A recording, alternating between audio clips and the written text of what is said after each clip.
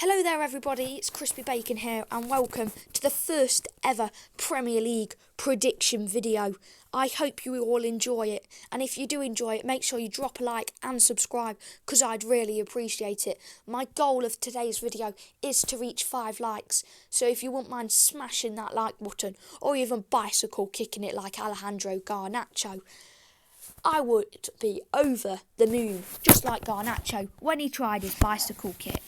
Anywho, enough of the Garnacho jokes, and let's go to his team instead of Man United. And how the scoring system's going to work is that if you predict the right outcome, like Manchester United to win, draw, or Fulham to win, you get 1 point. If you predict the actual score, you get 2 points. And that doesn't just correspond to me. You viewers can also have a key part. If you comment your predictions down below, we can do a Cal versus viewers, where I will pick the best viewers prediction of the week. So in that case it's fair. So I have a prediction, the viewers overall have a prediction. I will pick one of those viewers' prediction at random, and whoever it is will points contribute to the viewers' side against my side, and whoever wins at the end of the season is the first ever winner of the Cal Prediction Cup. And without no further ado, let's start off with Manchester United against Fulham. Well, Manchester United look like they could be a strong team. Onana in net, yeah, he's had some mind games with Arsenal and Man City, and he's even tricked himself to that extent. But they've also got Mazraoui, De Ligt, Lenny Yoro coming in, however he's injured. And then you've got Joshua Zirkzee, Marcus Rashford, Alejandro Garnacho, Bruno Fernandes, Kobbie Mainoo. They've got a lot of informed players. They've got a lot of good players. But do I think they're going to beat Fulham? I reckon it could be a draw. However, there is a chance they could win.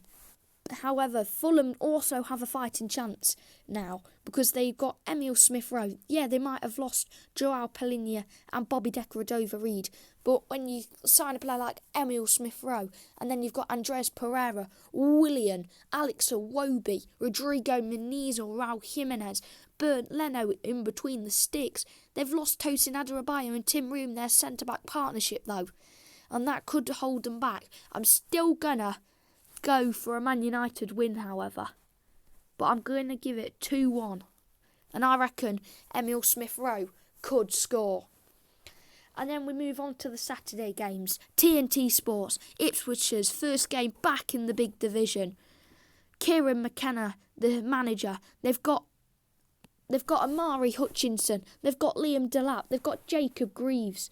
They've got good players. You can't doubt that. They've got Connor Chaplin, but Liverpool, they have too much quality not to win. Salah, my God, they've got too many players to list, like McAllister, Szoboszlai, Trent, Virgil, Ibrahima Konate, Andy Robertson. The list goes on. They've even got Connor Bradley, Kostas Tsimikas, Cody Gakpo, Diego Jota, Darwin Núñez, Luis Diaz. And that's why I'm going to go with a 3-0 win to Liverpool. I don't think Ipswich will get their first ever Premier League points in this game. And let's go to Arsenal against Wolves.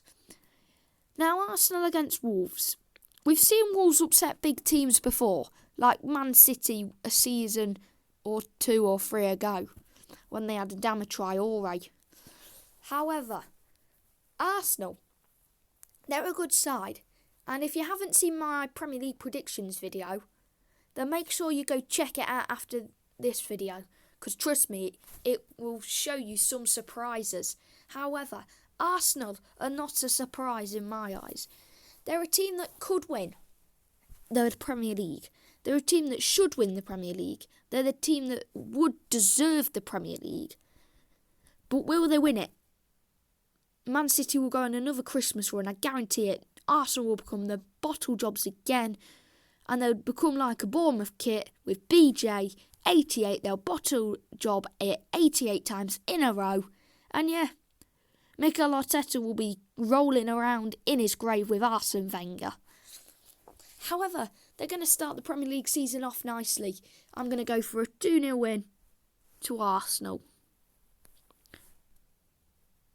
And if you can't read my writing, it's because I'm writing on a Samsung tablet with my finger. So, just like John Terry after a night out, I'm struggling a bit. Now then, Everton against Brighton. Brighton fell off since their European qualification season. They did well in the Europa League to their standards, but then they dropped off. They lost Roberto De Zerbi. He's still currently a manager in the free agents, I believe. I can just fact check that right now. But whilst I fact check that, Brighton also have good players like Kauro Mitoma. You've got, I nearly said Facundo Buonanotte, but he's gone to Leicester on loan. Julio and Secor, and players like Dennis Undav, who's now joined Stuttgart. They're letting go good players, but they've also got good players. They've got the youngest manager in the world, in Premier League history, in Fabian Hüsele. I hope I've said that right. If any Germans watch my videos, you can correct me if I got that wrong. But yeah, it's really, really, really sad that they've had a downfall. Oh man, it really, really does hurt sometimes. I'm not even a Brighton fan, but I was over the world when they qualified for Europe because it just showed how far they had come. And Roberto De Zerbi now manages Marseille. They lost their manager. The Seagulls got seagulled by Marseille. And then they had to pick up the leftovers of chips. They got their chips stolen. They had to pick the leftovers of chips. And yeah, they might have been fresh, but they were tasteless and bland. So I'm going to go with the first draw of the season.